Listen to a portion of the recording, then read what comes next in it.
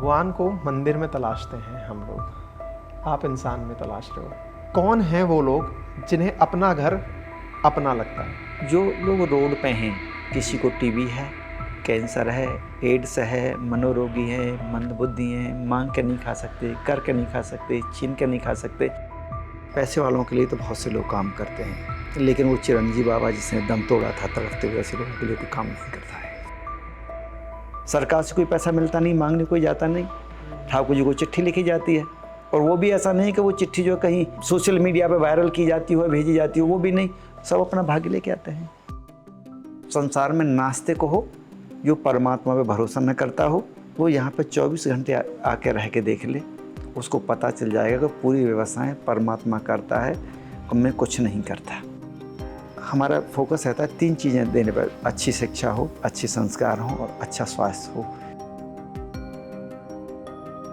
हमारा संकल्प था हमें बहुत सारे बच्चों की माँ बनना है, माँ बाप बनना है। हम क्यों 1-2 के चक्कर में हैं? सेवा हमारे लिए कोई कर्म नहीं, कार्य नहीं, सेवा ही हमारी पूजा एवं आराधना है। और अभी भी यहाँ पे 800 के करीब महिला और पुरुष प्रयोजन तो ऐसे हैं, घर वाले उनको ले जाना ही नहीं चाहते। इनकी जो चेहरे की खुशी है ना, जब हम खुशी देखते हैं, वहाँ से वो ऊर्जा निकल के आती है, वहाँ से प्रेरणा रोजाना मिलती है। भारत में इन दिनों जो सबसे बड़ा संघर्ष का कारण बना है वो यही है, मेरा धर्म अच्छा और मेरा ही धर्म अच्छा, इसकी लड़ाई। डॉक्टर साहब ने कितने प्यारे शब्द में कहा, अपना धर्म मानते हैं, दूसरों का सम्मान करते हैं। ट्रू भारत। इंसान के रूप में देखने वाला हो ना हो, लेकिन कोई है जो हमें बात कर रहा है। एक एक कर्म का जवाब हम लोगों को देना पड़ेगा। नमस्कार साथियों, स्वागत है आप सभी का अंकित इंस्पायर्स इंडिया पर। मैं हूं अंकित अवस्थी, लेकिन आज मेरे साथ में जिस तरह शब्द यूज मैंने कर रखा है अंकित इंस्पायर्स इंडिया, ये तो केवल बोल के कर रखा है। आज मैं आपको एक ऐसी शख्सियत से, और शख्सियत भी कपल के रूप में, मिलाने ले जा रहा हूं जो रियल में आप सबको इतना मोटिवेशन से लवरेज कर देंगे कि आपको लगने लगेगा कि जीवन में मानवता की सेवा क्या होती है। मिला रहा हूं आपको डॉक्टर भारद्वाज दंपत्ति से।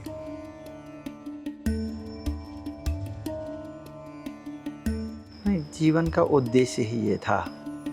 पैसे वालों के लिए तो बहुत से लोग काम करते हैं, लेकिन वो चिरंजीवी बाबा जिसने दम तोड़ा था तड़पते हुए, ऐसे लोगों के लिए कोई काम नहीं करता है।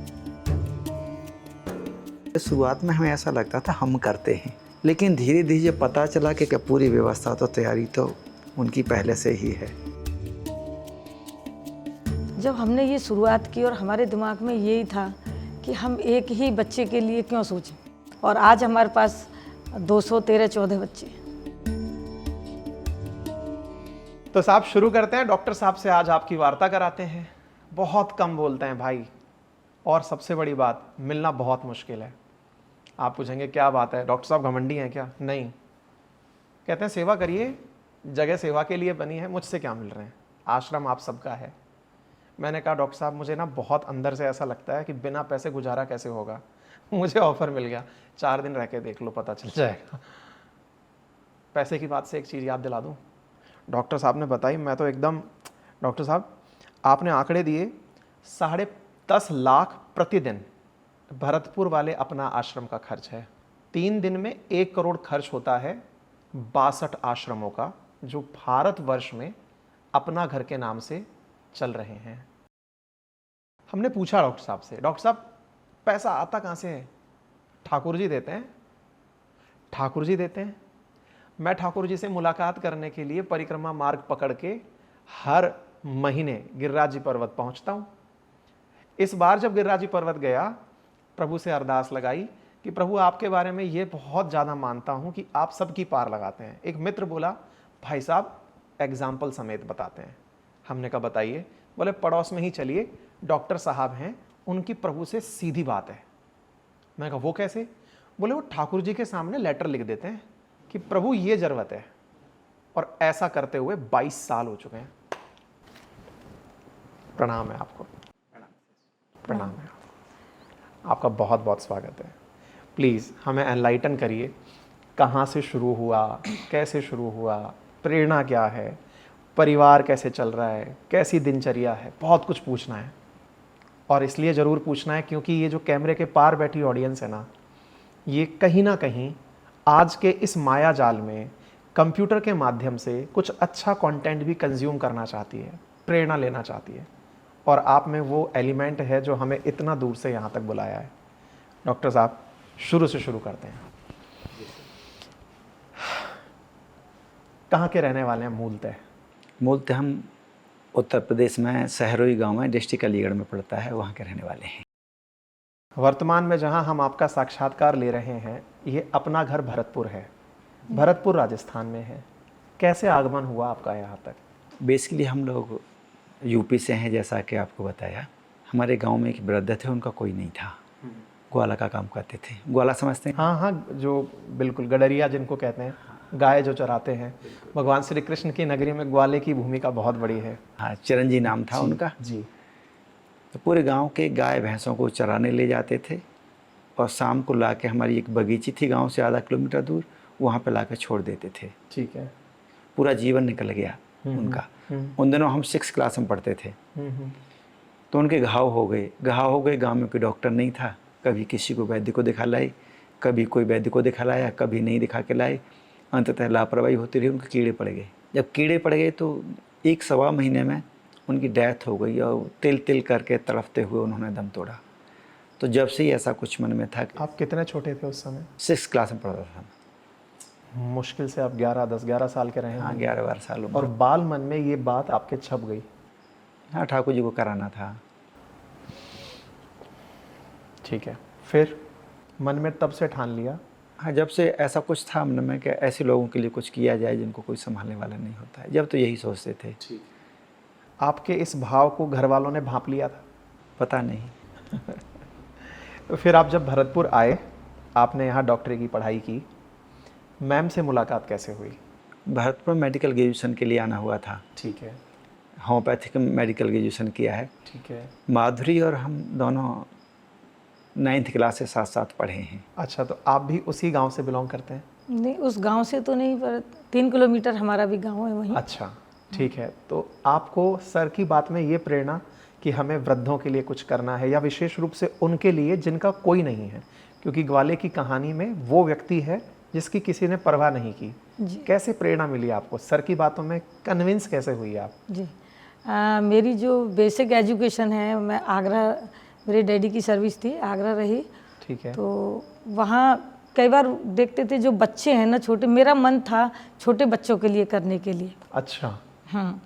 तो उनको देख करके प्रेरणा ये आती थी कि इनकी केयर हाँ, करनी है। और ये जो मांगते हैं करते हैं, उस समय इतनी समझ नहीं थी, लगता था कि कितनी इनकी ज़रूरतें ही पूरी नहीं होती, इनके लिए तो कुछ भी नहीं होता। तो बस तब से मन में था कि ऐसे प्रभु जी के लिए भी काम करना है। और उसके बाद जब हम लोग इधर खैर आ गए, खैर तहसील है हमारी। अच्छा। तो 12th तक पढ़ाई हम लोगों ने वहीं की है, खैर में। तो उसके बाद फिर जब हम डॉक्टर साहब साथ जाते थे और बातें करते थे, तो फिर यही था कि ऐसे प्रभु जी के लिए, ऐसे लोगों के लिए काम करना है। तो आप लोगों का डॉक्टर बनना और साथ साथ ये प्रेरणा रहना, तो ये तो सोने पे सुहागा जैसा था, क्योंकि डॉक्टरी की जाती है इंसानियत की सेवा के लिए। जैसे शिक्षक का कार्य है शिक्षण देना, चिकित्सक का कार्य है चिकित्सा देना, और आपने ये नोबल कॉज और साथ में पकड़ लिया कि सेवा करनी है। तो कभी मन में ये भाव नहीं आया कि इससे अर्थ भी कमाना है? जब हम कर रहे थे तो हमारे मन में एक ही विचार था कि पैसे वालों के लिए तो बहुत से लोग काम करते हैं, लेकिन वो चिरंजी बाबा जिसने दम तोड़ा था तड़फते हुए, ऐसे लोगों के लिए कोई काम नहीं करता है। और जब कभी भी अर्थ की या कोई किसी भी तरह की बात आती थी तो एक ही सेंटेंस हमेशा दिमाग में आता था कि उनको कौन संभालेगा, इसीलिए ये। तो कॉलेज के टाइम से ही आपने ये काम शुरू कर दिया? हाँ, जैसे ही पास आउट हुए सेम डे से ही। मेडिकल की पढ़ाई ही इसलिए की कि प्रभु जी की सेवा करने के लिए। मैं पता है, सत्यता पहचानने के लिए आँखों में देखना होता है। सर के आँखों में आज भी चिरंजीव बाबा को याद करके, सॉरी सर मैं आपको वहाँ तक ले गया,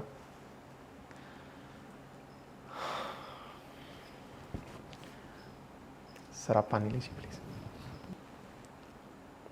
शुरू करते हैं।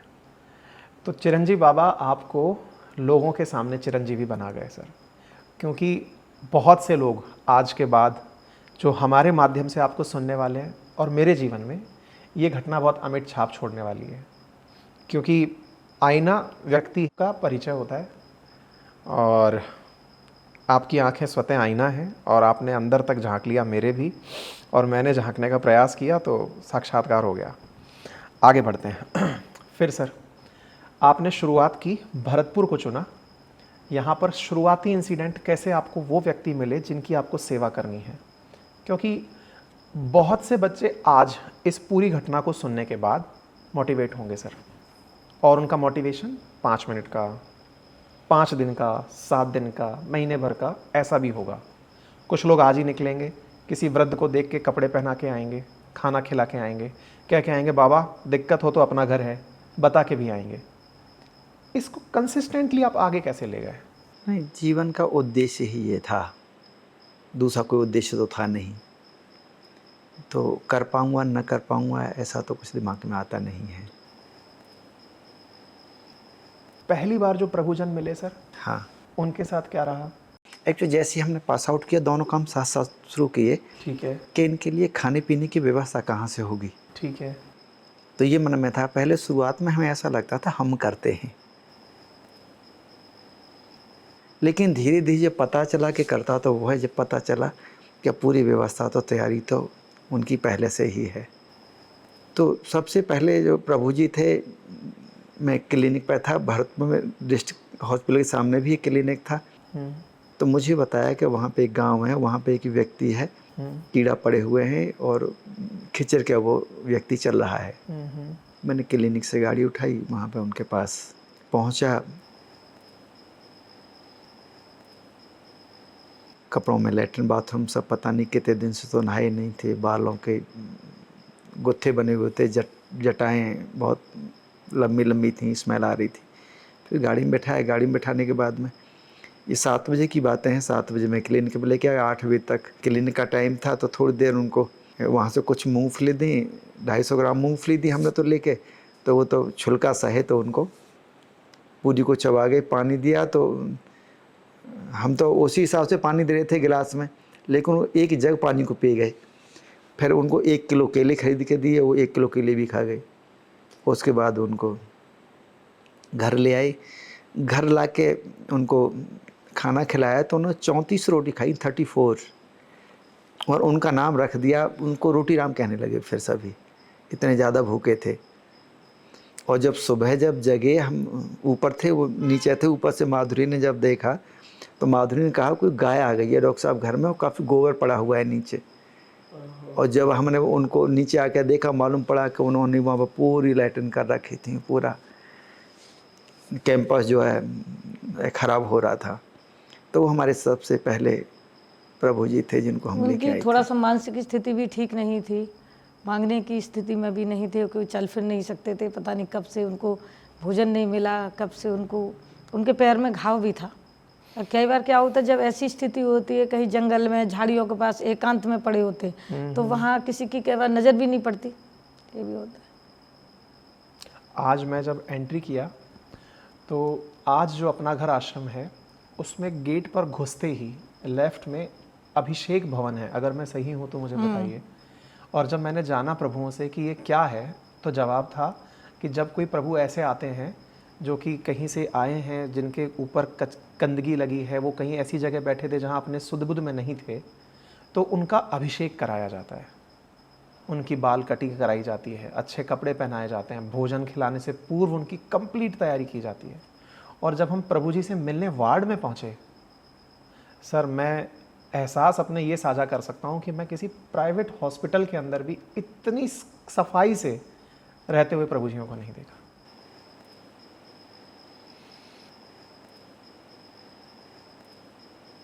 जितना अच्छे से हमारे यहाँ पर प्रभु जी अपने घर में रह रहे हैं, अब तो मैं बोल रहा हूँ हमारे प्रभु जी अपने घर में रह रहे हैं। ये आपने व्यवस्था में कि अभिषेक भवन होगा, फिर वार्ड होगा, चिकित्सकीय सुविधाएं होंगी, इसका कैसे खांचा कैसे तैयार किया कि ये ज़रूरत है?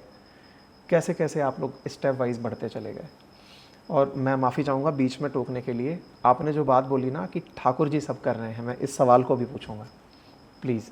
एक परिवार होता है, परिवार में जितने सदस्य बढ़ते जाते हैं, उस परिवार का जो संभालने वाला होता है, बेटा हो सकता है, पिता हो सकता है, माँ हो सकती है, वो हर एक का ख्याल रखते हैं कि इनकी ज़रूरतें क्या हैं। तो जिस तरह से प्रभु जी आते गए उनकी ज़रूरतों के हिसाब से, पहले तो एक जगह ही रहते थे, छोटी जगह थी, 23 प्रभु जी थे जब तक, तो हमारे एक छोटा सा घर है 20 बाई 20 का, उसी में रहते थे। अच्छा, जब आप तक भी वहीं संस्था रहते नहीं थे और थी। प्रभु जी भी वहीं रहते थे? हाँ, प्रभु जी वहीं रहे, छोटी सी जगह थी। जगह इतनी छोटी थी कि वहाँ पे चारपाई और बेड नाम की तो लगा नहीं सकते थे, कि 20 बाई 20 का एक हॉल था, उसी में बस चटाई डाल रखी थी, वहीं पे हम सोते थे और वहीं पे प्रभु जी सोते थे। तो इस तरह से जब वहाँ पे रहते थे तो वहाँ की ज़रूरत के हिसाब से जिस तरह से संसाधन आ गए कि किसी से चंदा तो मांगने जाते नहीं थे।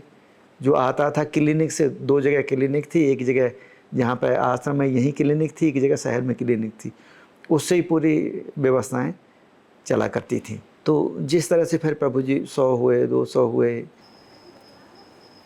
400 हुए, जैसे जैसे ज़रूरत हुई उसके हिसाब से हॉस्पिटल की व्यवस्था। अब यहाँ पे हॉस्पिटल है कैंपस में ही। हाँ, हमने देखा सर। हाँ, तो उस हॉस्पिटल में जनरल ऑपरेशन जितने भी हैं, गायनी के हैं, जनरल सर्जरी हैं, ये सभी ऑपरेशन इन हाउस हो जाते हैं, डेंटल सर्जरी इन हाउस हो जाती हैं। अभी जब मैं डॉक्टर्स की संख्या पूछ रहा था, कितने डॉक्टर्स वर्तमान में कार्यरत हैं सर अपने पास? हाँ, 34 डॉक्टर्स हैं जो अपनी सेवाएं देने के लिए आते हैं, अपने अपने हिसाब से आते हैं। और सबसे बड़ी बात, यहाँ पे केवल 3 डॉक्टर्स ऐसे हैं जिनको हमें पेमेंट देना होता है, बाकी 31 डॉक्टर तो वॉलंटरी सेवाएं देते हैं और अपनी खुशी से आते हैं जब ज़रूरत पड़ती है, 24 घंटे में जब ज़रूरत हो, जब यहाँ पर डॉक्टर जो है अवेलेबल हैं। रहने की व्यवस्था यहाँ पर 26 तरह के होम माता बहनों के लिए है और 26 तरह के होम चाचा भैया दादा के लिए हैं। जैसे ट्यूबरकुलोसिस है तो दोनों के लिए अलग अलग होम हैं, डायबिटीज़ है अलग अलग होम हैं, डिमेंशिया है, हेपेटाइटिस है, एपिलेप्सी है, हाइपरटेंशन है, मालनरिश्ड हैं, ओबेसिटी है, बच्चे हैं 0 से 1.5 साल तक के लिए, 1.5 से 4 साल तक के लिए, 4 से 11 साल तक के लिए, 11 से 18 साल तक के लिए, सभी के लिए अलग अलग आवासीय व्यवस्थाएं, जैसे जिनको ज़रूरत है वो व्यवस्थाएं वहाँ पर उसी तरह की अवेलेबल होंगी। खाना भी डायबिटिक होम में अलग खाना जाएगा, कार्डियक होम में उनकी समस्या अलग भोजन जाएगा, जो ओबेसिटी वाले हैं जिनका वजन ज़्यादा है उनको अलग भोजन जाएगा, माल नरिश्ड हैं उनके लिए अलग भोजन जाएगा। सभी की ज़रूरत के हिसाब से पूरी व्यवस्थाएं जो भी ज़रूरत होती है उस तरह की उपलब्ध करा दी जाती हैं। सर आज मैंने टेबल देखी, 6190 प्रभु जी थे आज जब मैं आया था। इतने सारे लोगों की भोजन की व्यवस्था कैसे होती है?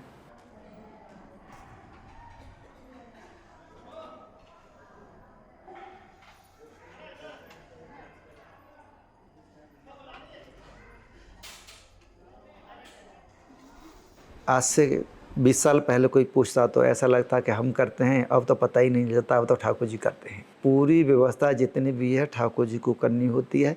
यहाँ पर रोज़ाना 15 कुंटल आटा लगेगा, वो ठाकुर जी को भेजना होता है। 6.5 कुंटल चावल लगेंगे, 7 कुंटल वो ठाकुर जी को भेजने हैं। दालें 3.5 कुंटल ठाकुर जी को भेजनी है, 1.5 कुंटल चीनी ठाकुर जी को भेजनी है, 30 कुंटल सब्जी की ज़रूरत होती है।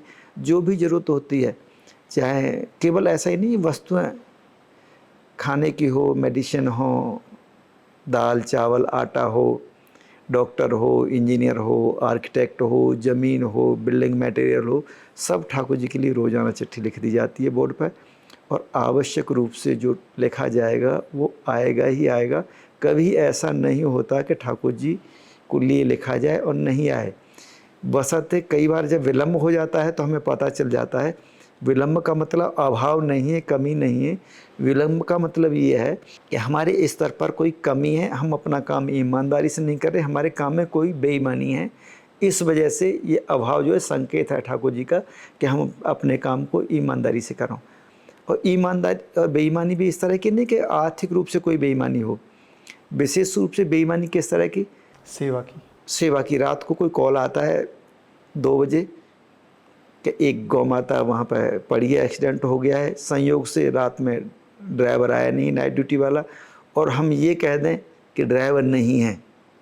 वो सबसे बड़ी बेईमानी है कि ड्राइविंग तो मुझसे आ जाती है, मैं एनिमल एम्बुलेंस उठाऊँ और मैं चला जाऊँ। इस तरह की बेईमानी अगर हम करते हैं तो ठाकुर जी देखते हैं कि तुम बेईमानी करो, अपना काम ईमानदारी से करो। जब हम अपना काम ईमानदारी से करते हैं तो ठाकुर जी कर देते हैं। डॉक्टर साहब दिनचर्या क्या रहती है आपकी? सुबह 5:30 बजे के आसपास जगना होता है, 4:30 से 5 बजे के बीच में जगना होता है।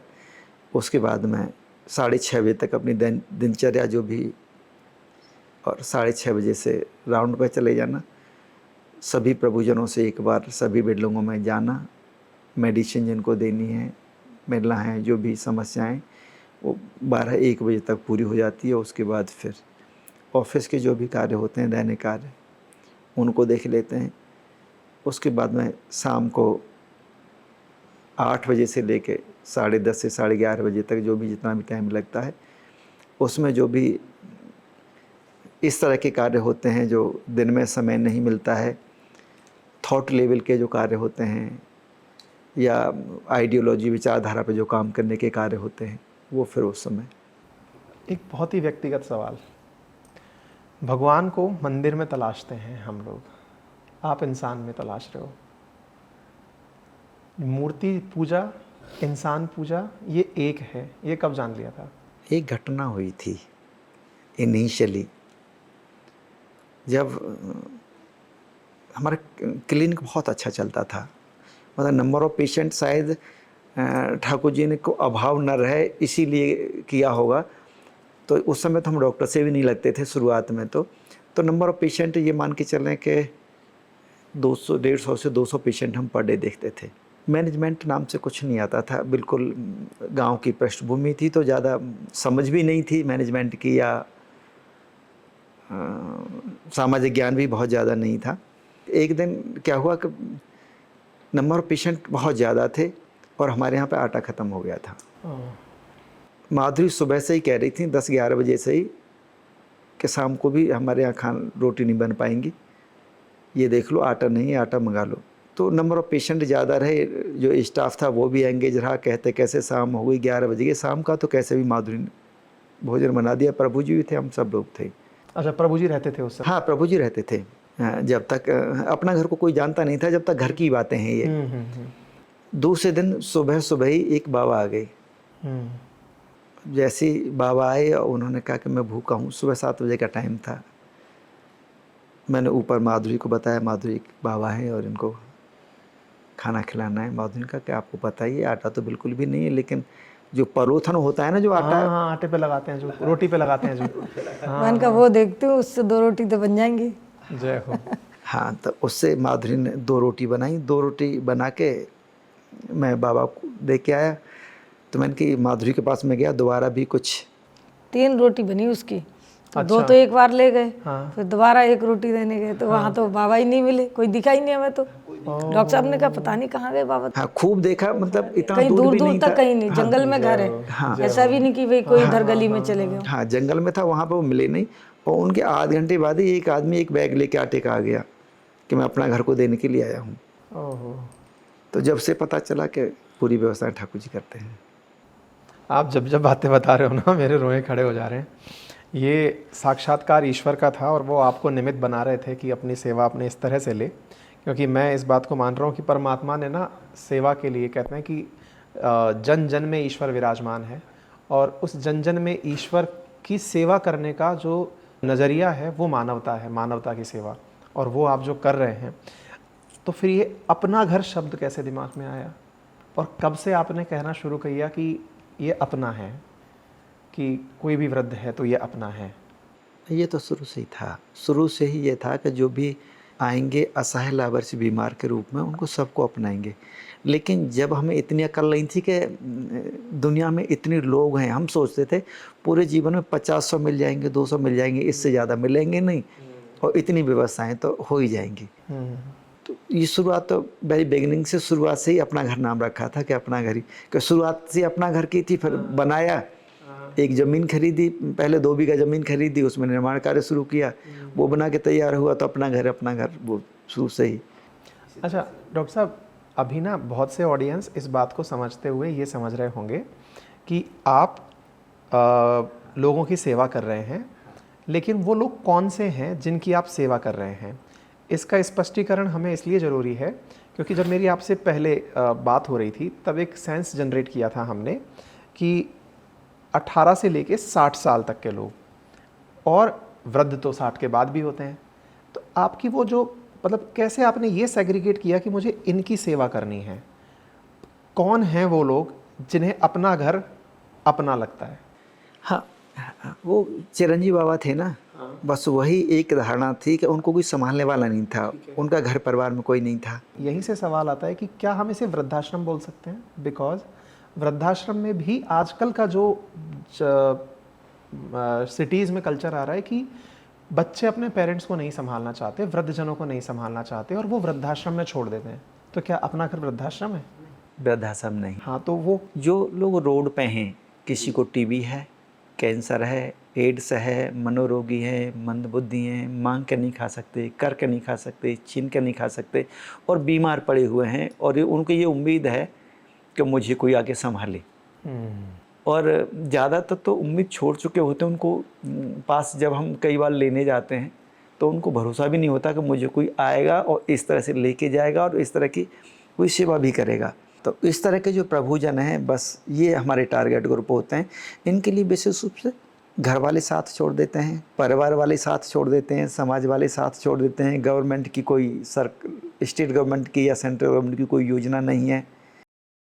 योजना से एक सवाल, आयुष्मान भारत, चिरंजीवी योजना, फ्री मेडिकल फैसिलिटीज़, ये योजनाएं हम जनता के बीच में चर्चा करते रहते हैं, फिर क्यों आपके पास कोई आएगा? आपको पता है कि सबसे पहले तो इन योजनाओं के लिए आपको कोई अपनी आईडी चाहिए, अपना राशन कार्ड चाहिए, आयुष्मान कार्ड चाहिए, कोई न कोई कार्ड चाहिए। उनके पास कोई आईडी नहीं होती। इनके लिए तो अगर हॉस्पिटल में अगर एडमिट होना है, हॉस्पिटल का लाभ लेना है, किसी सरकारी योजना का लाभ लेना है तो आपको पात्रता चाहिए। पात्रता के लिए क्या चाहिए? पहचान पत्र चाहिए। इनके पास तो कोई आईडी नहीं होती है। ये तो अपना नाम बताने की भी स्थिति में नहीं होते। कई बार तो हमें उनको नाम देना होता है। जय हो, जय हो, जय हो। जब वो महीनों में, सालों में ठीक होते हैं, उनकी थोड़ा मेमोरी आती है, तब वो अपना नाम बताते हैं या पता बताते हैं, तब आगे फिर नामकरण नए जीवन के साथ अपने घर में। बाद में जब सही होते हैं, जब वो अपना असली नाम बताते हैं, फिर उनको 2 नाम हो जाते हैं। हाँ, तो कभी ऐसा हुआ है यहाँ पर डॉक्टर साहब की प्रभु जी ठीक हुए, उन्होंने होश में आके अपना परिवार बताया और अपना घर ने उन्हें ढूंढ के पहुँचाया? क्योंकि मुझे जो नंबर्स पता चले, 35,000 प्रभुजियों की अभी तक सेवा की जा चुकी है, 26,000 ठीक होकर जा चुके हैं।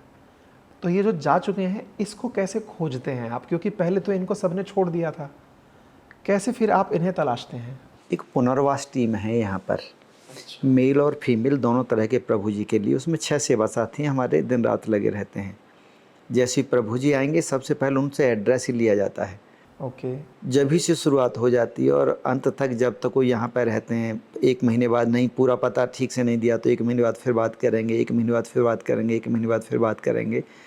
और जब तक ये स्पष्ट नहीं हो जाता है कि ये बात करने को उपरांत कोई पता नहीं बता पाएंगे, जब तक वो उस टीम के साथ में ही रहते हैं।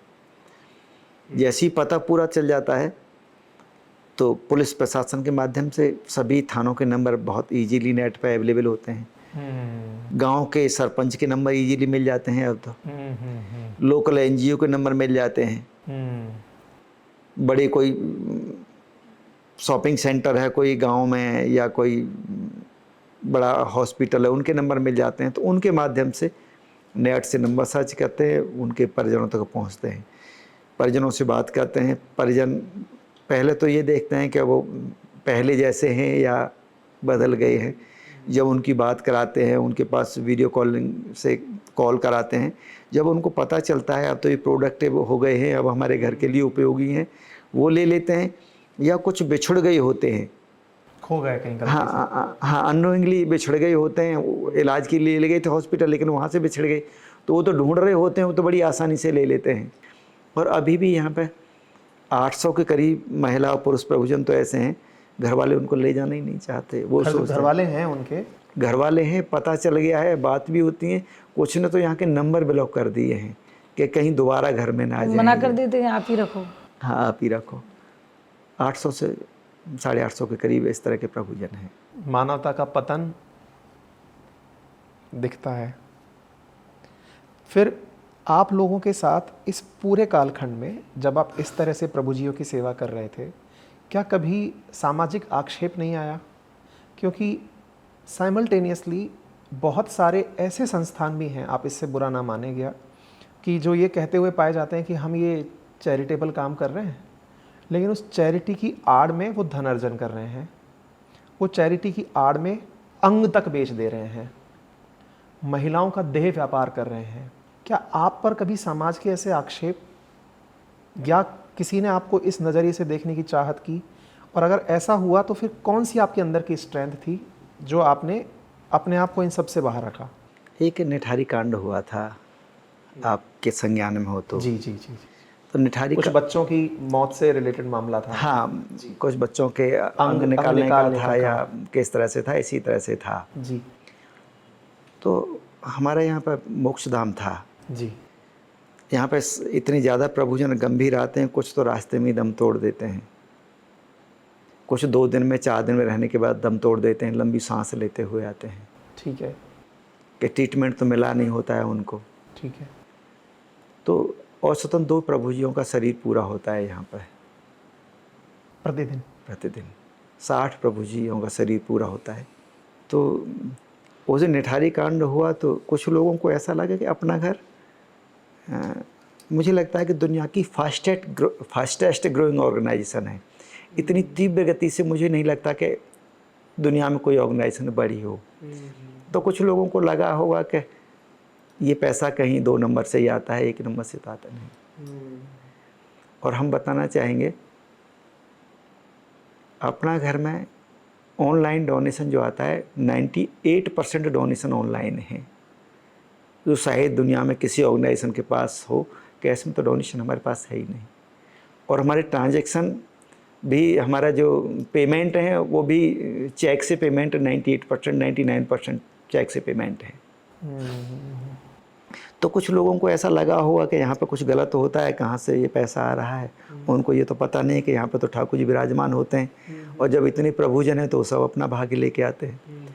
तो उन्होंने सेंट्रल गवर्नमेंट को लिखा, स्टेट गवर्नमेंट को लिखा, पीएम को लिखा, सीएम को लिखा, राष्ट्रपति को लिखा, राज्यपाल को लिखा, IBCID, बहुत सारी जगह लिख दिया कि निठारी से भी बड़ा कांड ओह माय गॉड यहाँ पर होता है। तो कई ऑफिसर आए यहाँ पे, लेकिन हमें उससे बहुत फ़ायदा हुआ। हमें जितना उस जांच से फ़ायदा हुआ उतना फ़ायदा किसी से हुआ ही नहीं। तो कई लेवल की 1 साल तक ये जांचें चलती रहीं, आते रहे सभी। और एक बार तो एक ऑफिसर आए, उन्होंने शाम को ही पूछ लिया था कि मैं 11 बजे आ रहा हूँ, वहीं पे मिलना। मैंने कहा ठीक है।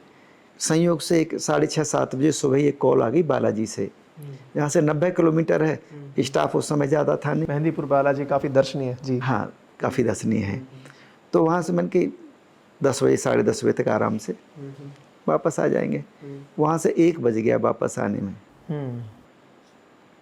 1 बजे का जो ऑफिसर से वो काफ़ी नाराज़ हुए कि मैं यहाँ पे 11 बजे से बैठा हूँ, मैंने आपको पहले बता दिया था, आप सपोर्ट नहीं करना। मैंने कहा ऐसी बात नहीं है, जिस माँ को हम लेके आए उनकी हालत देख लीजिए, उनके कीड़ा पड़े हुए हैं और उनको ढूंढने में समय लग गया। जब वो ज़्यादा नाराज़ हुई, हमने कि क्या आप कितने बड़े चार्ज लगे हैं। मैंने कहा ये सिद्ध आपको करना है जो हमारे ऊपर चार्ज हैं, हमें ये सिद्ध नहीं करना है कि हम निर्दोष हैं, आपको सिद्ध करना है कि हम दोषी हैं, और हमें पता है हम दोषी नहीं हैं।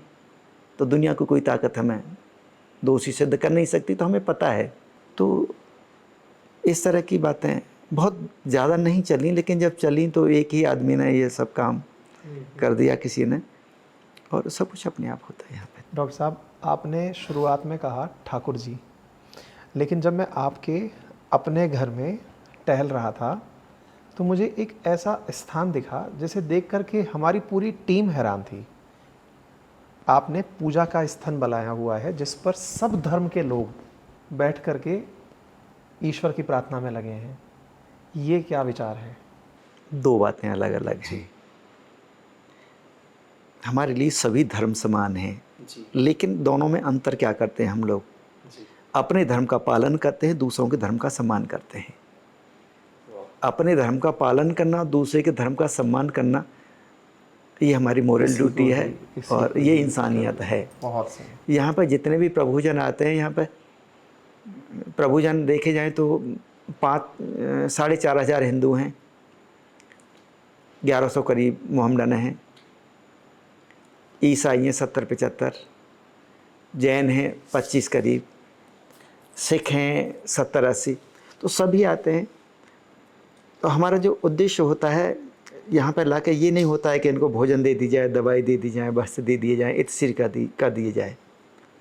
हमारा जो उद्देश्य होता है, हम कोशिश करते हैं कि इनको खुश कैसे रख सकते हैं। तो मुझे आप बताइए मैम, अभी आप कुछ बता रहे थे कि आपके यहाँ पर प्रभु जी रोजे भी रखते हैं, जी। क्या है उनका मतलब सिस्टम, कैसे मैनेज करते हैं फिर आप? सिस्टम जैसे सुबह उनके पूरा हम लोग पता करके रखते हैं कि कितने बजे, डेली का उनका टाइम चेंज होता है, सुबह रोजे खुलने का। हाँ, और शाम को भी शुरू होने का, खुलने का।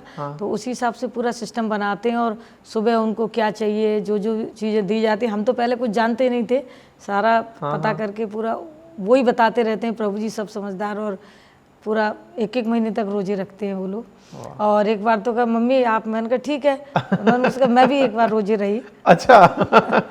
वो क्या है कि अब दिन में काम इतना करना होता, संभव नहीं होता, लेकिन एक बार मैं रही और वो लोग सब बहुत खुश हुए, उनके साथ नमाज अदा करना और सारा कुछ करते थे, बहुत आनंद आता है। भारत का जो सच्चे धागे में पिरोने वाली जो गंगा जमनी तहजीब है ना, वो आप यहाँ देख सकते हैं।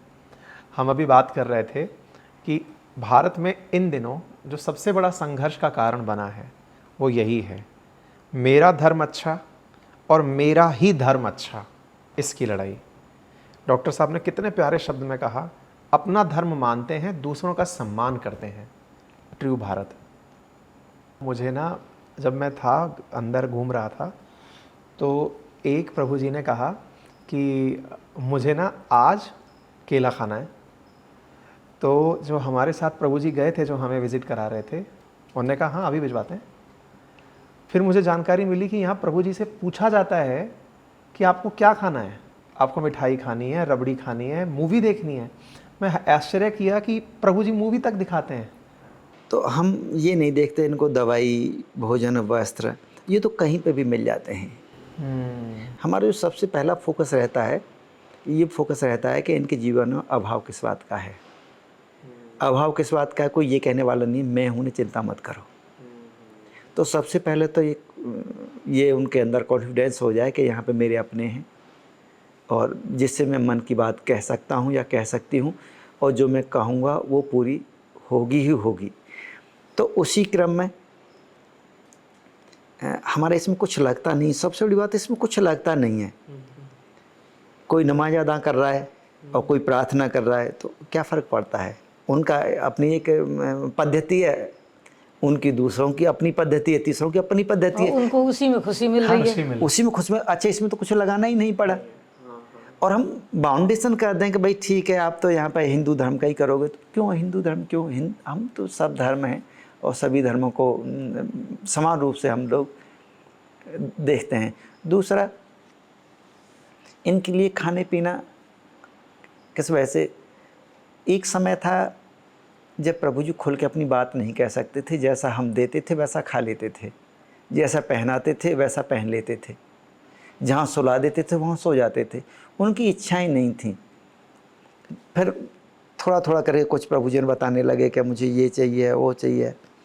तो हमने कहा कि सामान्य रूप से अगर हमें इनको प्रभुजनों को खुश रखने के लिए काम करना है, तो उनकी सब बातें हम नोट करते हैं कि आज प्रभु जी ने क्या कहा, क्या बताया, क्या डिमांड की।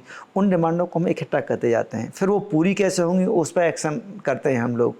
सही मायने में अपना घर, कहते हैं ना, घर में आपको ज़रूरत है तो आप बताइए, घर में अपनों को बताइए। तो यहाँ पर रियल में मैंने ये चीज़ देखी, और आज मैं देख करके आश्चर्य किया। मैं डॉक्टर साहब से पूछूंगा, क्योंकि मैं अलग से घूम के आया हूँ। यहाँ पे मैंने शॉपिंग सेंटर तक देखा है, और उसमें पता चला है कि टोकन दिया जाता है कि ये लेके जाओ, ये नोट है, वो टोकन से जाके सामान खरीदो। बोले कुछ माता जो हमारी यहाँ पर हैं, बुआएं जो यहाँ पर हैं, बोले उनमें से किसी को चाहिए कि उन्हें चूड़ी खरीदनी है, किसी को मांग भरनी खरीदनी है, किसी को कंगा खरीदना है, कुछ यहाँ पे जाएंगी वो लेकर आएंगी। तो मुझे ये याद आया, कहते हैं ना कि महिलाओं को शॉपिंग की आदत होती है, आपने वो आदत भी खुशी के लिए यहाँ पे रखी हुई है। ये शॉपिंग सेंटर जो है ये महिलाओं के लिए ही है। एग्जैक्टली।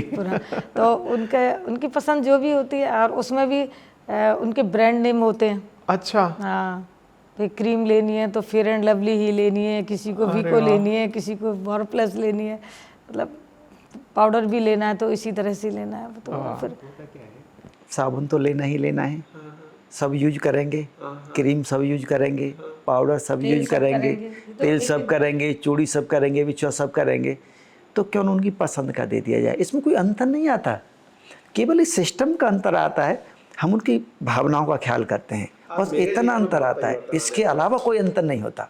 तो हमने विचार किया कि हम इन प्रभुजनों को, सभी को बीमार हालत में हैं, संभाला भी नहीं जा सकता, इनको तो बाजार ले जा नहीं सकते, तो हम छोटा सा बाजार यहीं पे क्यों न बना दें। तो यहीं पे क्यों न बना दें, तो यहाँ पे एक थिएटर बना दिया, उसमें 186 सीटर 100 रोजाना चलता है, और अपने आपसे प्रभुजन शो देखने के बाद वो अपने कैफेटेरिया एक दिन पहले उनसे डिमांड लेते हैं कि भी क्या खाओगे आप? हाँ, वो अलग अलग होता है ना कि भी आज इस वार्ड से जाएंगे, आज यहाँ से जाएंगे, तो उनसे पहले पूछते हैं, तो वो फिर उनकी पसंद के 3-4 आइटम। अच्छा, उनको पहले मूवी दिखाई जाती है, पसंद की मिठाई खिलाई जाती है, और फिर शॉपिंग भी कराई जाती है। हाँ, मिठाई नहीं, जैसे उनको आइसक्रीम की इच्छा है तो आइसक्रीम बनती है, पॉपकॉर्न की है तो पॉपकॉर्न बनेंगे, इडली डोसा जो भी है, हाँ, जो कोई भी मिठाई है जो उनकी 34 चॉइस है। आइटम बनते हैं, 34 आइटम्स कैफेटेरिया में बनते हैं, उनमें से जो भी डिमांड होती है, केवल वेज हो बस इतनी बाध्यता है इसके अलावा कोई बाध्यता नहीं। जो यहाँ पे कैफेटेरिया में नहीं बनता है, वो अगर भरतपुर में मिलेगा, आगरा में मिलेगा, दिल्ली में मिलेगा, जहाँ से मिलेगा उनको मंगा के जरूर दिया जाएगा। ऐसा नहीं है कि डॉक्टर साहब आप ना इतनी बड़ी बात बता रहे हो। आजकल के घरों में हालत ये है कि घर की दादी माँ, बुजुर्ग बेड पे लेटा हुआ अगर चाय भी मांग लेना दूसरी बार, तो महिलाएं, बच्चे, संतानें अपनी घुर्रा के पड़ती हैं। कम से कम वो भारत का घर तो है नहीं, कोई दूसरा घर हो सकता है। कम से कम हमारी संस्कृति ये नहीं कहती, हमारे शास्त्र ये नहीं कहते हैं, हमारे संत ये नहीं कहते हैं। हमारे संत, शास्त्र और संस्कृति, परिवार की एक अलग ही परिभाषा है। परिवार में जो बड़ा आदमी है वो सबसे बाद में खाएगा और सबका ख्याल रखेगा, वो उस तरह का घर है ये। डॉक्टर साहब, वृद्ध जनों को लेकर के ना, ये जो आपने एक लाइन बोली थी कि ये प्रोडक्टिव नहीं बचे, ये पता नहीं लोगों के दिमाग में कंसीव होता जा रहा है कि अब तो ये काम का ही नहीं बचा, अब तो ये खाली बैठा है, अब क्या करेगा। और आपके मैं यहाँ देख रहा हूँ मेजॉरिटी वृद्ध हैं, हर उम्र के हैं, लेकिन उसमें वृद्ध भी हैं। अब ऐसी स्थिति में आप उनकी खुशी के लिए इतना ख्याल रख रहे हो। चिरंजीव बाबा है, मैं भी मान रहा हूँ, लेकिन हर दिन आप कैसे मतलब उनको देखते हैं कि इनकी अंतिम यात्रा को खूबसूरत बना रहे हैं। आप कैसे देखते हैं इस चीज़ को? प्रेरणा बताओ ना, चिरंजीव बाबा के साथ में और कुछ भी जो रोज़ आपको प्रेरित कर रही है। इनकी जो चेहरे की खुशी है ना, जब हम खुशी देखते हैं वहाँ से वो ऊर्जा निकल के आती है, वहाँ से प्रेरणा रोजाना मिलती है। किसी के चेहरे पर उदासी होती है तो उदासी न रहे, इसके लिए हमें काम करना होता है कि किस तरह से हमेशा हंसते खेलते और मुस्कुराते हमेशा रहें। मतलब उनकी जीने की जो चाह है ना, वो दिखाई देती है कि हाँ अब ये अपने उस दौर से निकल के इनके अंदर भी उत्साह है जीवन जीने का। ये ना इंसान में जब वो जीवन में खुद के दम पर कुछ करने लगता है तो उसके अंदर एक भाव आ जाता है कि ये मैं कर रहा हूँ। और आपने ना आज मुझे एक बहुत अच्छा आंसर दिया कि शुरुआत में वो भाव था, कुछ दिनों बाद चला गया कि मैं कुछ नहीं कर रहा हूँ, सब ठाकुर जी कर रहे हैं। और घर में ना हर आदमी इस अहंकार से ग्रसित है, कुछ अंश मुझ में भी है। जब मैं मेरे बच्चों को डांटता हूँ, कल से मैं नहीं डांटूंगा, जो मुझे लगता है ना कि ये मैं कर रहा हूँ, तुम ऐसा क्यों नहीं कर रहे हो। लेकिन आपने आज मुझे गुरु पूर्णिमा के दिन वरिष्ठ जनों का सम्मान और आपने मुझे ज्ञान दे दिया है। मेरे जीवन में एक बहुत बड़ा लेसन है कि हम दूसरे को कंट्रोल करने की जो गलती करते हैं, गलत है। नहीं, यहाँ पर तो अगर आप देखेंगे ना, अब यहाँ पर जो भी हो रहा है सब अपने आप हो रहा है, यहाँ पर कोई करता नहीं है। कोई भी आदमी संसार में नास्तिक हो, जो परमात्मा पे भरोसा न करता हो, वो यहाँ पर 24 घंटे आके रह के देख ले, उसको पता चल जाएगा कि पूरी व्यवस्थाएं परमात्मा करता है और मैं कुछ नहीं करता। यहाँ पे पूरी व्यवस्था अपने आप होती है। यहाँ पे कोई कमाने वाला नहीं है। दुनिया का ऐसा घर हो जिसमें रोजाना 10 लाख 10.5 लाख रुपए खर्च होते हो, कमाने वाला कोई हो नहीं, और फिर भी सब अपने आप आ जाते हैं। सरकार से कोई पैसा मिलता नहीं, मांगने कोई जाता नहीं, ठाकुर जी को चिट्ठी लिखी जाती है। और वो भी ऐसा नहीं कि वो चिट्ठी जो कहीं सोशल मीडिया पे वायरल की जाती हो, भेजी जाती हो, वो भी नहीं लिखी जाएगी, केवल बोर्ड पे ऑफिस में ही लिखी जाएगी, उसके अलावा कहीं। लेकिन सब आता है, सब अपना भाग्य लेके आते हैं। दोस्तों मैं ना डॉक्टर साहब से पूछ रहा था कि डॉक्टर साहब बहुत कुछ करने का मन करता है लेकिन डर लगता है कि यदि ये कर दिया तो ये छूट जाएगा, ये कर दिया तो ये छूट जाएगा। डॉक्टर साहब ने कहा 4 दिन रह लो बस यहाँ पे आकर के, आपको पता चल जाएगा आप कुछ नहीं कर रहे हो, सब प्रभु कर रहे हैं। और सच है, जो जीवन स्तर यहाँ पे मैंने आज वृद्धों का देखा, इतनी साफ सफाई। डॉक्टर साहब मैं हैरान रह गया, बेड के नीचे कमोड लगाया हुआ है। ये क्रिएटिविटी डेफिनेटली नयापन है, ये मतलब पेटेंट होने वाली चीज़ है। बेड के नीचे कमोड, ऊपर सिस्टम लगा हुआ है, ये क्या है डॉक्टर साहब? हुआ क्या है, एक मैं ये तो यहाँ की हमने बताया ना, हमें जब ऐसा लगता है कि इनके लिए क्या ज़रूरत है, हमारा फोकस उसी पर रहता है, और तो कोई जीवन में है नहीं सोचने के लिए। हमें लगा कि बड़ी तकलीफ़ होती है, हड्डी टूटी हुई है, उठा के गोद में ले जाएंगे, कोई हड्डी टेढ़ी हो जाएगी, कुछ हो जाएगा, तो क्यों नहीं यहीं पे ऐसी कोई डिवाइस लगा दी जाए, उसको तैयार कर दिया जाए जो यहीं से हो जाए। आप जो कह रहे हैं ना साफ़ सफाई वाला, अभी यहाँ पे जेपी नड्डा साहब और वसुंधरा जी आई थी। अच्छा।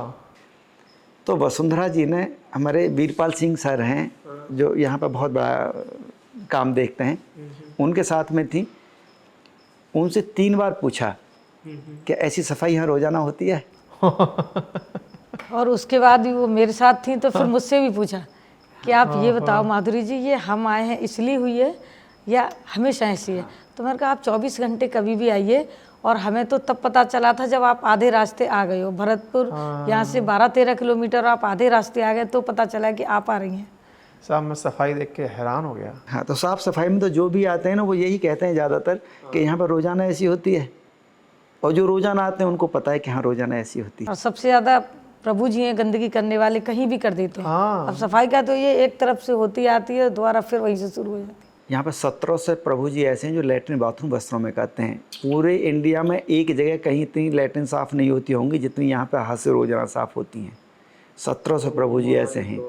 उसके बाद भी क्योंकि हम अपने घर को साफ़ नहीं रखेंगे, हुआ क्या है कि हम इसको मंदिर कहते हैं, तो हमारे लिए मंदिर है, आप समझ सकते हो। आप हमारे लिए ये पूजा है, प्रार्थना है। अपना घर की जो शुरू होती है ना सेवा, हमारे लिए कोई कर्म नहीं, कार्य नहीं, सेवा ही हमारी पूजा एवं आराधना है। तो अपनी पूजा एवं आराधना के स्थल को आप कितना साफ रखते हैं ये बताइए। तो बस हम तो उसी तरह से रखते हैं, भाई ये हमारा पूजा का केंद्र है, हमारे आराधना का केंद्र है, और सभी हमारे साथी सभी यही स्वीकार कर चुके हैं, तो साफ तो रखना ही पड़ेगा। पूजा के केंद्र को आप गंदा नहीं रख सकते। हमारे साथ जो हमारा सेवा करने वाले साथी हैं, स्टाफ जिसको कहेंगे, तो उनका भी भाव वही है। प्रभु जी केवल कहते ही नहीं, मानते भी, है ना। सुबह आएंगे तो आने के साथ हर व्यक्ति की अपना घर में जो सेवा का काम शुरू होता है, 5 प्रभु जी के चरण वंदन से होता है हर व्यक्ति का। ओहो। जैसे आप मंदिर में जाएंगे, मंदिर में जाकर धूप लगाएंगे, ऐसे यहाँ होता है। तो यहाँ पर 5 प्रभु जी के सामने धूप लगानी पड़ेगी आते ही सभी को। 500 सेवा साथी तो पेड है यहाँ, 500 से ज़्यादा हो गया। तो वो हों जो भी सामने 5 प्रभु जी हैं उनको हाँ। अच्छा, चरण स्पर्श करना। केवल यही नहीं कि पदाधिकारी वो सेवा साथी करते हो, स्टाफ ही करता हो, सेवा पदाधिकारियों का भी यही है। अपने हाथ से, अभी कल अभिषेक हुआ है, अभिषेक यहाँ पर विशेष चलता है। जो भी पदाधिकारी हैं, अध्यक्ष हैं, सचिव हैं, कोषाध्यक्ष हैं, अन्य पदाधिकारी हैं, और जो भी भरतपुर से आएंगे, जुड़े हैं, आना चाहते हैं सेवा में, वो आएंगे, वो अपने हाथ से प्रभु जी को नहलाएंगे, स्नान कराएंगे, सौंफ साफ करेंगे, सब काम अपने हाथ से करते हैं। अच्छा, तो एक दिन फिक्स भी होता है इस चीज़ का कि किसी को आना है देखने के लिए, करने के लिए सेवा, या फिर प्रतिदिन ऐसा सिस्टम होता है? नहीं, प्रतिदिन कभी भी, कभी भी। अच्छा, कभी भी आ जाए। वो एक दिन पहले वो बता देते हैं कि बड़े ग्रुप में आते हैं तो एक दिन पहले बताना होता है कि 50-40 आएंगे, तो एक दिन पहले बताना होता है। 1-2 आ रहे हैं तो कभी भी आ जाएं। जय हो। यहाँ पे आलोक रंजन जिला कलेक्टर थे यहाँ पे, उन्होंने खुद आके प्रभु जी का अभिषेक किया। एक दिन खुद उन्होंने आए, प्रभु जी को नहलवाया, सब काम किया। ये स्थिति है। धन्य है भरतपुर की धरा। डॉक्टर साहब, हालांकि इतने सारे क्वेश्चंस पूछने के बाद मेरे जवाब ख़त्म हो चुके हैं, मतलब सवाल ख़त्म हो चुके हैं, लेकिन एक सवाल मेरी ऑडियंस के लिए पूछना चाह रहा हूँ मैं मेरे को आंसर मेरे सारे मिल चुके हैं।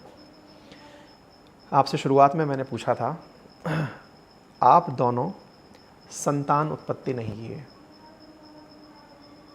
मुझे तो समझ में आ चुका है कि ये पूरा परिवार आपका अब अपना है, अपने ही अपने हैं, इतनी संतानें हैं। कैसे एक दूसरे को समझाया, समाज को कैसे समझाया? और आज तक हर आदमी को सबसे बड़ा जो डर है ना, 6 प्रकार के डर बताए गए हैं बुद्धिजीवियों द्वारा, उसमें सबसे बड़ा डर है कि मैं चला जाऊंगा, मेरे बाद मेरों का क्या होगा? आप ही बताइए, शुरुआत आपसे करिए, क्योंकि महिला समाज में सबसे ज़्यादा महिलाओं से ही पीड़ित है। ये मैं नहीं, शेक्सपियर की एक पर्टिकुलर इस पर पंक्ति है कि महिला की सबसे बड़ी दुश्मन महिला है, वुमन जेलेसी के ऊपर। आपने कैसे हैंडल किया और कैसे कन्विंस किया? मेरा शुरू से मन था बच्चों के लिए काम करने का, ठीक है। ये था। तो जब हमने ये शुरुआत की और हमारे दिमाग में यही था कि हम एक ही बच्चे के लिए क्यों सोचें, 1 या 2 बच्चे के लिए, हमारे पास इतने बच्चे होंगे ना। और आज हमारे पास 213-14 बच्चे हैं। और जब हम किसी चीज़ का एक संकल्प ले लेते हैं ना, संकल्प का मतलब होता है जिसका कोई विकल्प नहीं होता। तो ये हमारा संकल्प था कि हमें बहुत सारे बच्चों की माँ बनना है, माँ बाप बनना है। हम क्यों 1-2 के चक्कर में, है ना। और वही अगर कोई ये कहता है कि भाई इसको कौन संभाले, ये करे, इतने सारे बच्चे हैं ना, संभालने की हम क्यों चिंता करेंगे। और हम कौन सा श्योर हैं कि अगर 1 या 2 है वो विरासत को संभाल ही लेंगे, हम या कोई भी व्यक्ति। डॉक्टर साहब, विरासत का सवाल था। तो ये है कि ये विरासत वाली कहानी आपने कैसे समझाई खुद को? तो अब तो इतना बड़ा मैं देख रहा हूँ, अपना घर जिला घोषित हो जाना चाहिए। इतना मैं तो कह रहा हूँ कि ये कई बार लगता है मिनी इंडिया। मिनी इंडिया है भाई ये, मतलब इसको अपने आप में थोड़े दिन बाद चुनाव कराने लगोगे आप कि यहाँ वार्ड का चुनाव हो रहा है। तो हमारे इतने बच्चे हैं कि उन सब के बीच में बहुत खुश हूँ, बहुत अच्छा लगता है, बहुत सारे बच्चों के साथ में। डर नहीं लगता मेरे बाद क्या? डर तो जब हो जब मैं संभाल रहा हूँ, जय हो। मेरी जागीर हो जय हो। या मुझसे कुछ ये जुड़ा मैं हुआ लाइन हो। पकड़ गया। एक्चुअल में ये ठाकुर जी कर रहे हैं। जो आज सोच रहा है इसके लिए वो कल नहीं सोचेगा। आज भी तो ठाकुर जी सोच रहे हैं इसके लिए, आज भी तो उन्होंने संभाल रखा है, वो कल नहीं संभालेंगे। होता क्या है कि हम अपनी ड्यूटी को ईमानदारी से करें, दूसरे के कार्यों में हस्तक्षेप न करें। ये तो सीधा सीधा हस्तक्षेप है। करना ठाकुर जी को सोच हम रहें, बिना मतलब के आ बैल मोए मार, ये कहावत है गाँव की। तो तकलीफ़ें मोल लेने का तरीका है ये। इसको ठाकुर जी चला रहे हैं, ठाकुर जी चलाएंगे। और दुनिया में ऐसी कोई शक्ति नहीं है। अगर हम सब लोग अपना ईमानदारी से काम करते रहें, अपने कर्म को ठीक से करें, तो कहीं लेस मात्र भी तकलीफ़ कभी भी आने वाली नहीं। और सिद्धांत हमेशा सर्वाइव करते हैं, सिस्टम हमेशा सर्वाइव करता है। अभी आप देखिए सिस्टम में हमें ये पता होता है 61 आश्रम और 62 आश्रमों में भी किस बेड पर बेड शीट नहीं है, किस पिलो पर पिलो कवर नहीं है, किन प्रभु जी ने खाना नहीं खाया, खाना नहीं खाया तो दूध दलिया फल में से क्या दिया, किसने दिया, कितनी मात्रा में दिया, इतना तक हम लोगों को पता होता है। सिस्टम काम करता है, सिस्टम काम करेगा। इंसान का काम है सिस्टम बना के सही तरीका व्यवस्थित करना और संसाधन देना परमात्मा का काम। उसने 33 करोड़ देवता इसलिए छोड़ रखे हैं कि आप जाओ जहाँ जहाँ मेरा काम हो रहा है वहाँ वहाँ मेरी व्यवस्था करो। हाँ, जिस दिन ये मेरा कार्य हो जाएगा मैं करूँगा, उस दिन यहाँ पर तकलीफ़ें होंगी। उस दिन मुझे सोचना पड़ेगा मेरे बाद कौन चलाएगा, क्योंकि काम तो उनका है ना। तो मेरा सोचने का काम ही नहीं है, हमारा सोचने का काम ही नहीं है किसी भी स्तर पर। सब चलेगा, बहुत अच्छी तरह से चलेगा, अब से ज़्यादा अच्छा चलेगा, क्योंकि वो चला रहे हैं, उनका अपना काम है। अपना काम हम है। सोच रहे हैं मालिक पैसा चला रहे हैं, पूरी दुनिया चला रहे हैं। ये भ्रम होता है, इस भ्रम को तोड़ना पड़ेगा। डॉक्टर साहब, एक सवाल और। यहाँ पर हमने देखा बच्चे हैं, बच्चों के बारे में जब जाना पता चला उनकी माताएं भी हैं। माताएं और बच्चे आप तक कैसे पहुँचे? वृद्धजन का तो आपने मुझे बताया। यहाँ पर माता बहनें आती हैं, गर्भवती हालत में आती हैं। गर्भवती हालत में आती हैं तो उनको फिर संभाला जाता है, ट्रीटमेंट कराया जाता है। ट्रीटमेंट के बाद में जब डिलीवरी का टाइम हो जाता है तो उनको डिलीवरी कराई जाती डॉक्टर है। साहब, माताएं गर्भवती तो हॉस्पिटल जानी चाहिए, आपके पास क्यों आती हैं? वो कौन सी माताएं हैं? जो या तो घर से बिछड़ गई किन्हीं कारणों से, या घर वालों ने छोड़ दिया मंदिर मस्जिद चर्च गुरुद्वारे के सामने कि यहाँ भोजन मिल जाएगा। छोड़ते समय वो ये नहीं देखते कि इन बहन को संभालेगा कौन, इसका भाई बनकर रक्षा कौन करेगा। वो छोड़ देते हैं। समाज की स्थिति इसी से पता चलता है। कभी 14 माता बहनें हैं जो गर्भवती हैं, और अभी इसी महीने में 5 बच्चों को जन्म हुआ है। आज 22 तारीख है, 22 दिन में 5 बच्चे यहाँ पर पैदा हुए हैं। तो इनकी परवरिश का हम पूरा ख्याल रखते हैं। 2-3 बातें हैं हम जो ध्यान रखते हैं बच्चों का परवरिश में। इनको कभी भी इस बात का एहसास ना हो कि मेरी माता पिता ठीक से नहीं है। हमारा फोकस रहता है 3 चीज़ें देने पर फोकस रहता है। अच्छी शिक्षा हो, अच्छे संस्कार हों और अच्छा स्वास्थ्य हो। अगर ये 3 चीज़ें बच्चों के पास होंगी तो कहीं कोई तकलीफ़ नहीं आएगी। इस पे हम लोग काम करते हैं। कुछ बेटियां जो बड़ी हैं, बड़ी घर से बिछड़ के आ जाती हैं, या मदर फादर थे नहीं, और अब तो जो गवर्नमेंट के होम होते हैं ना, बालिका गृह, 18 साल के बाद उनको वहाँ से फ्री कर देते हैं, लीगल फ्री कर देते हैं। लीगल फ्री कर देते हैं तो हमने गवर्नमेंट को, सभी को, पूरे भारतवर्ष में जितने भी स्टेट हैं सभी स्टेट को लिखा है कि इस तरह की बहनें अगर आपके पास हैं, बेटियां हैं, तो आप हमें दे दो। लीगल फ्री करने का मतलब उनको सड़क पर मत छोड़ो। तो इस तरह से कुछ बेटियां, 3 बेटियां आई थी अभी, तो उनकी शादी की पूरी जिम्मेदारी, शादी जिस धर्म से है, केवल ये नहीं कि शादी करनी हो, अभी 2 बेटियों का निकाह भी किया गया है। और मोहम्मदनों में ही इस्लाम धर्म के बेटे देखते हैं, और उनकी रीति नीति से ही, जो भी उनके रिवाज होते हैं उसके हिसाब से ही पूरी व्यवस्था। निकाह, शादी करनी तो शादी करनी, निकाह करना है तो निकाह करना है। और अंतिम समय में भी जैसे प्रभु जी का शरीर पूरा हो जाता है, 2 शरीर रोज़ाना पूरे होते हैं। जो जिनको दफनाना है तो हम दफनाने कब्रिस्तान ही लेके जाते हैं। वहाँ पर लास्ट राइट भी उनके धर्म के अनुसार ही हम लोग करते हैं। ऐसा नहीं केवल हिंदू धर्म के हिसाब से कर दो, तो वहाँ पर भी हम लोग ख्याल रखते हैं। वो नहीं है भले ही, लेकिन कोई तो हो जो देख रहा है हमारे कर्मों को, उस पर हमारा पूरा फोकस रहता है कि कोई दूसरा देखने वाला हो, इंसान के रूप में देखने वाला हो ना हो, लेकिन कोई है जो हमें वाच कर रहा है। एक एक कर्म का जवाब हम लोगों को देना पड़ेगा। चाहे शादी है, त्योहार है, अंतिम संस्कार है, ये तो होने ही उनके धर्म के अनुसार चाहिए। हमने अपना घर स्कूल भी देखा, इसका कंसेप्ट कैसे आया? जब हमारे बच्चे बड़े हो गए, अभी 100 बच्चे हैं जो अपना घर के स्कूल में जाते हैं। ये स्कूल भी देखेंगे तो आप भरतपुर में इतने इस लेवल के स्कूल नहीं मिल पाएंगे।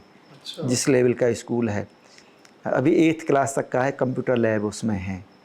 बच्चे डे बोर्डिंग चलता है कि हमारे पास समय कम होता है तो उनका होमवर्क वगैरह भी विद्यालय में हो जाए।